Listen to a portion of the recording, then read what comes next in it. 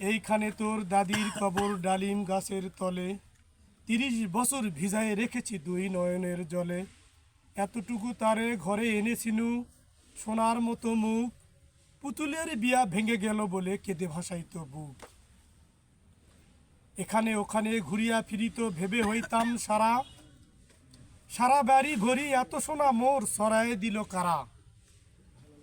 সোনালি উষার সোনামুখ তার আমার নয়নে ভরি, লাঙল লইয়া খেতে ছুটিতাম গায়ের উপর ধরি। যাইবার কালে ফিরে ফিরে তারে দেখে লইতাম কত, একথা লইয়া ভাবিসাব মোরে তামাশা করিত শত। এমনে করিয়া জানি না কখন জীবনের সাথে মিশে, ছোটখাটো তার হাসি ব্যথা মাঝে হারা হয়ে গেনু দিশে।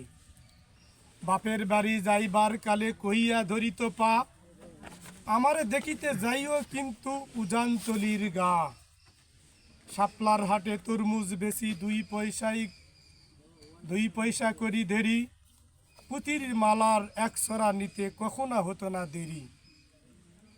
1.5 পয়সার তামাক এবং মাজন লইয়া গাটে, সন্ধ্যা বেলায় ছুটিয়া যাইতাম শ্বশুর বাড়ির বাটে। হেসো না শোনো দাদু, সেই তামাক মাজন পেয়ে দাদি যে তোমার কত খুশি হতো দেখতিস যদি চেয়ে।